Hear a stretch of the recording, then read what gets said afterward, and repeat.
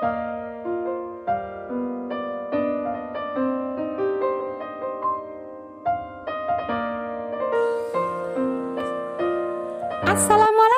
anak-anakku sayang, yang soli dan solihah. Jumpa lagi dengan Ustazah dalam kisah Sahabat dan Rasul. Kali ini Ustazah mau berkisah tentang Khalifah Utsman bin Affan. Siapakah Khalifah Utsman bin Affan itu? Beliau adalah Khalifah ketiga yang berkuasa pada tahun 644 sampai 656 Masehi dan merupakan Khulafaur Rasyidin dengan masa kekuasaan terlama, sama seperti dua pendahulunya. Utsman termasuk salah satu sahabat utama Nabi. Beliau lahir di Thaif, Arab Saudi.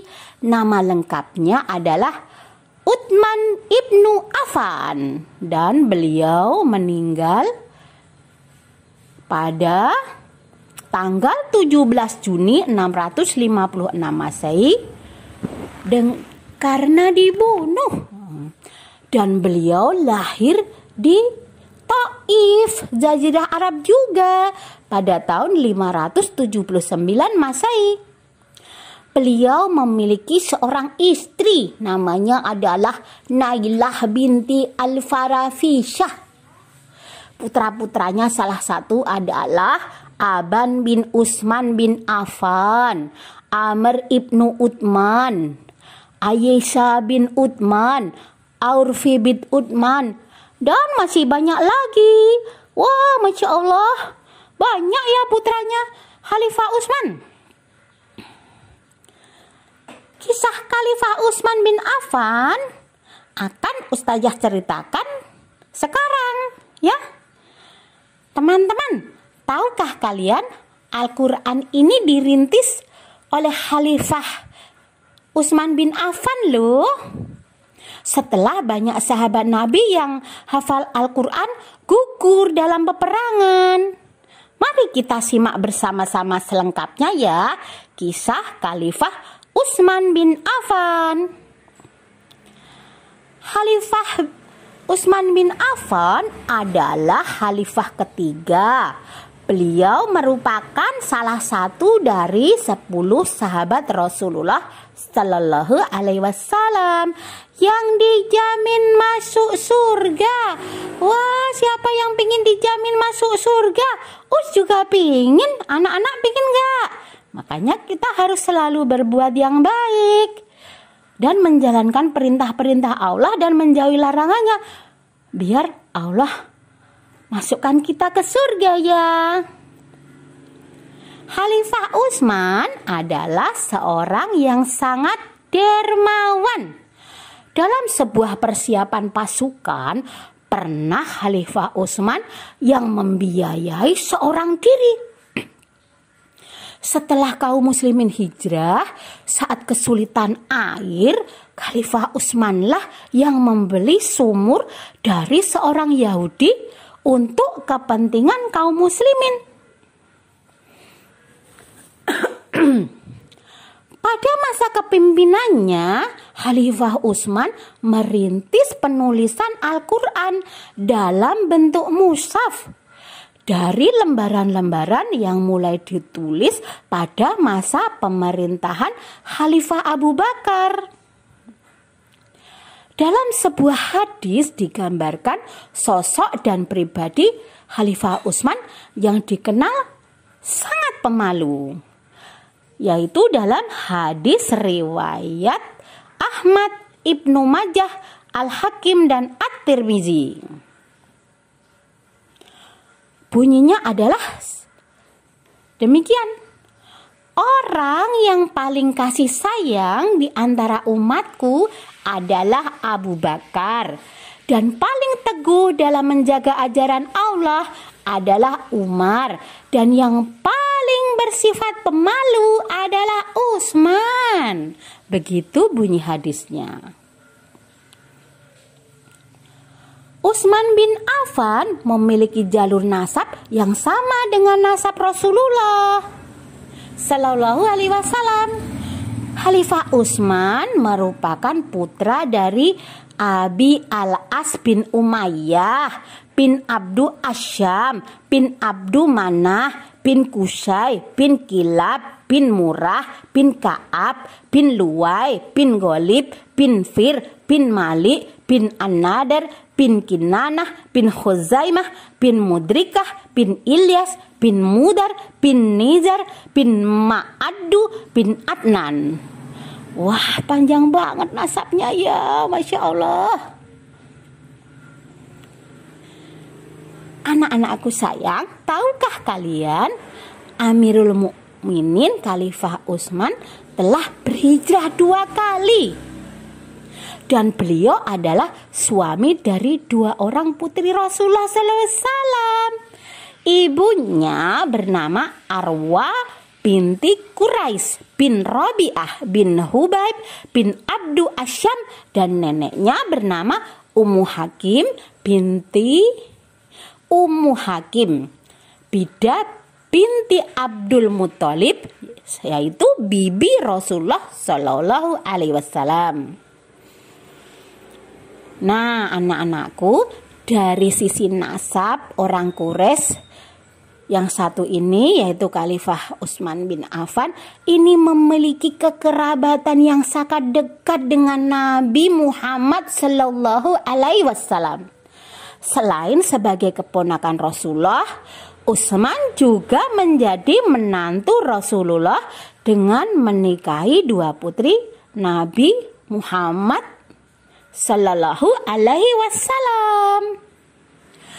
Khalifah Utsman adalah seorang yang rupawan, lembut, mempunyai janggut yang lebat, berperawakan sedang, mempunyai tulang persendian yang besar, berbahu bidang, rambutnya lebat, dan bentuk mulutnya bagus. Masya Allah.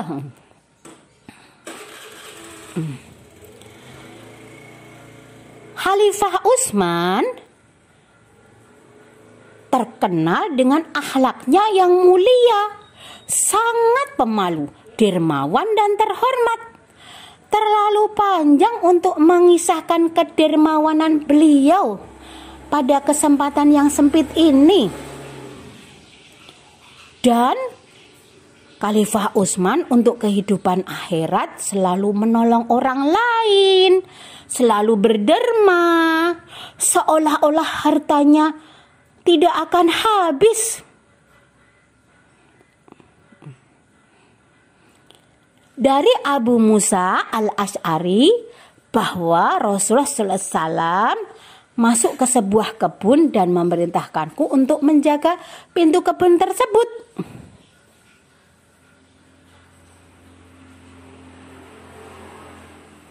Kemudian datang seorang lelaki untuk masuk. Beliau bersabda, "Izinkan dia masuk, kemudian beritakan kepadanya bahwa ia masuk surga." Ternyata laki-laki tersebut adalah Abu Bakar. Setelah itu datang laki-laki lain meminta diizinkan untuk masuk. Beliau bersabda, "Izinkan dia masuk." Kemudian beritakan kepadanya bahwa ia masuk surga. Ternyata lelaki itu adalah Umar bin Khattab. Lalu datang lagi seorang lelaki meminta diizinkan masuk.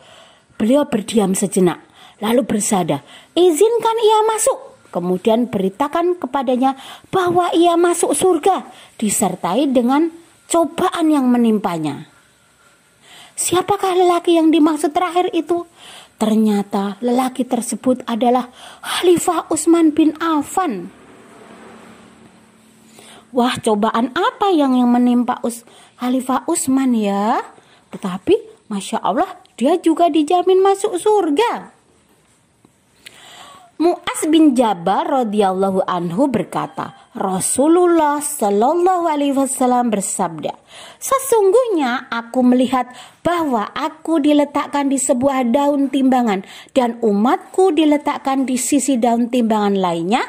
Ternyata aku lebih berat lebih berat dari mereka. Masya Allah. Kemudian diletakkan Abu Bakar di satu daun timbangan dan umatku diletakkan di sisi yang lainnya. Ternyata Abu Bakar lebih berat dari umatku. Setelah itu diletakkan Umar di sebuah daun timbangan dan umatku diletakkan di sisi lainnya. Ternyata dia lebih berat dari mereka. Lalu diletakkan Utsman di sebuah daun timbangan dan umatku diletakkan di sisi lainnya. Ternyata dia lebih berat dari mereka. Ini dikisahkan dalam kitab Al-Ma'rifatu wa At-Thariq, halaman 357. Hadis yang serupa juga diriwayatkan oleh Imam Ahmad dari jalur Umar bin Al-Khattab. Hadis ini menunjukkan kedudukan Abu Bakar, Utsman dan Utsman dibandingkan seluruh umat Nabi Muhammad yang lain. Seandainya orang-orang terbaik dari umat ini dikumpulkan lalu ditimbang dengan salah seorang dari 3 orang sahabat Nabi ini, niscaya timbangan mereka lebih berat dibandingkan seluruh orang-orang terbaik tersebut. Anak-anakku sekalian, kabar tentang kekhalifahan dan orang-orang yang